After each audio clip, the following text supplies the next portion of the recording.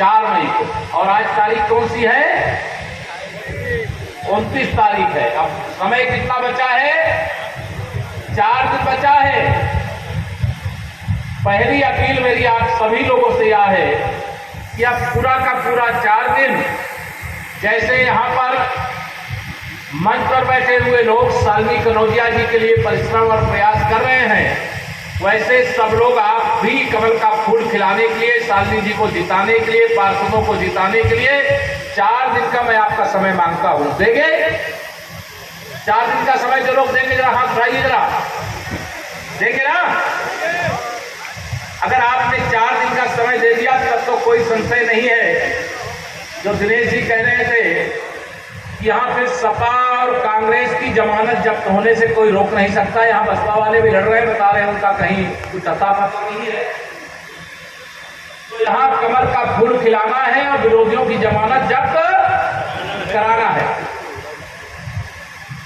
नगर निकाय का चुनाव विधानसभा चुनाव के बाद और लोकसभा चुनाव के पहले हो रहा है।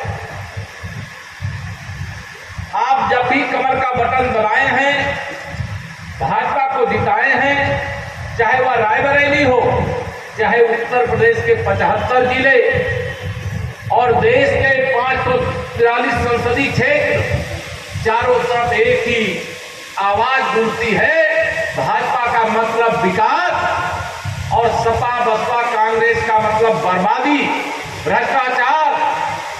मैं आप सबको यहां पर यह कहने के लिए आया हूं। कितने सांसद हैं याद है? आप लोग भूल गए? कितने? 2024 में माननीय नरेंद्र मोदी जी को फिर से देश का प्रधानमंत्री बनाना है कि नहीं बनाना? बताओ, जोर से बताओ, बनाना है कि नहीं बनाना है? इस बार हम लोगों ने तय किया है, जनता के आशीर्वाद से डबल इंजन की सरकार के काम के बल पर रायबरेली में भी कमल खिलाना है और कांग्रेस से उत्तर प्रदेश को मुक्त कराना है। करा दिया जाए? आप लोग साथ दोगे? दोनों हाथ उठा बताओ पूरे जोश से, कमल खिला दोगे ना रायबरेली में इस बार? उसकी शुरुआत आपको 4 तारीख को करनी है। ये भ्रष्टाचार के दलदल में डूबी हुई, जिनको जनता ने नकार दिया है, केवल इसलिए नकार दिया है कि अगर ये सही रास्ते पर चलते तो शायद भाजपा आज देश और प्रदेश की सरकार में नहीं, ये सपा और कांग्रेस के लोग और बसपा के लोग सरकार में होते। लेकिन उन्होंने जब सत्ता मिली तो लोगों का शोषण किया, जिनका वोट लिया उनका ध्यान ही नहीं रखा। और माननीय नरेंद्र मोदी जी के नेतृत्व में देश में, आदरणीय योगी आदित्यनाथ जी के नेतृत्व में प्रदेश में जब से डबल इंजन की सरकार बनी है, सबका साथ सबका विकास हो रहा है कि नहीं हो रहा? बताओ, कोई भेदभाव होता है क्या? पहले बिजली कितनी आती थी, अब कितनी आ रही? पहले गुंडागर्दी कैसी थी, आज गुंडागर्दी के कहीं ऐसा पता है क्या? ये परिवर्तन आप सबके आशीर्वाद की ताकत के बल पर मिला है। मैं शालिनी जी के लिए जब वोट मांगने के लिए आया हूं तो आप सबको यह जरूर कहना चाहता हूं, हम केवल वोट नहीं मांगते, हम तो वोट के रूप में कर्ज मांगते, विकास के माध्यम से ब्याज के साथ चुकता करने का वादा करते हुए मांगते।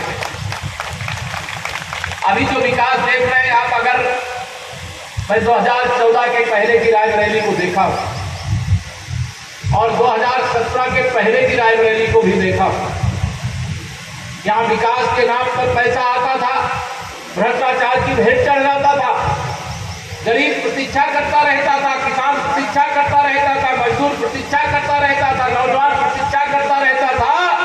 लेकिन वोट तो वह कांग्रेस को देकर के आता था, लेकिन उसके बदले में उसके भविष्य को अंधकार में झोंक देने का काम किया जाता था। लेकिन जब से भारतीय जनता पार्टी की डबल इंजन सरकार बनी है, मैं स्वयं इसका साक्षी हूं।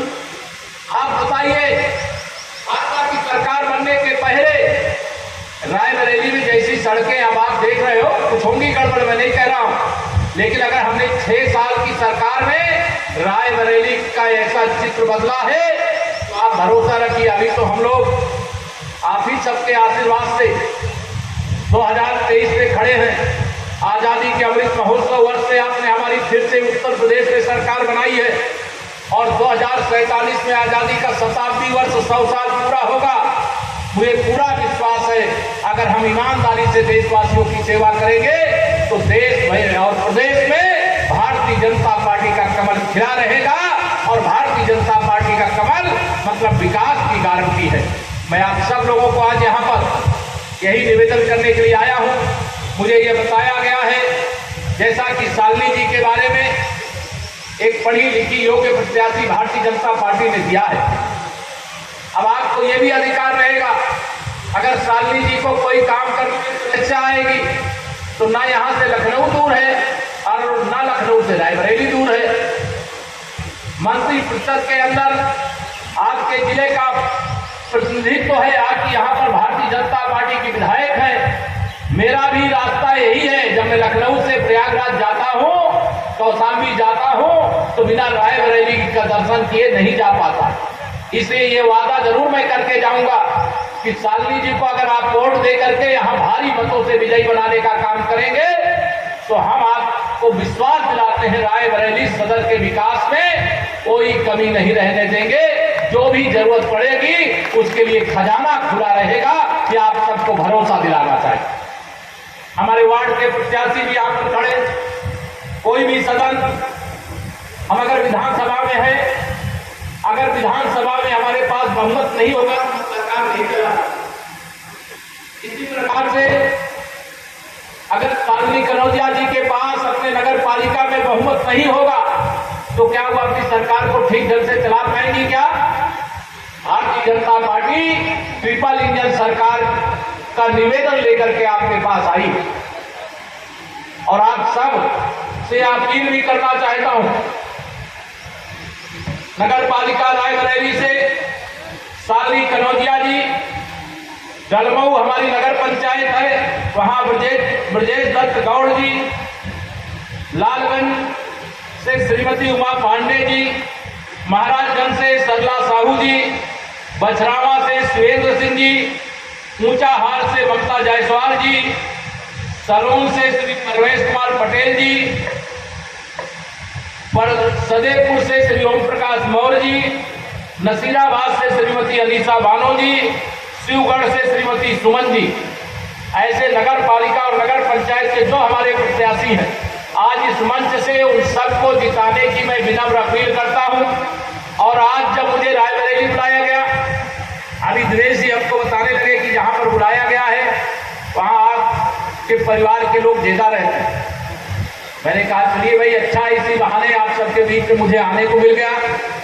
लेकिन यहाँ जरूर वादा लेकर के आपसे जाना चाहूंगा कि आपकी कोई समस्या होगी, यहाँ समाधान करने वाले तो बैठे हैं, लेकिन अगर यहाँ कोई समस्या समाधान नहीं हुई तो लखनऊ 7 कालीदास मार्ग का दरवाजा भी आपके लिए हर समय खुला है। आप कभी भी आइए, हर समस्या का समाधान करने के लिए हम लोग तैयार रहते हैं। हम भी उसी बैकग्राउंड के हैं, उसी गरीबी, उसी कठिनाइयों का जीवन जीते हुए राजनीति के मुकाम पर भारतीय जनता पार्टी ने आज बैठाया है।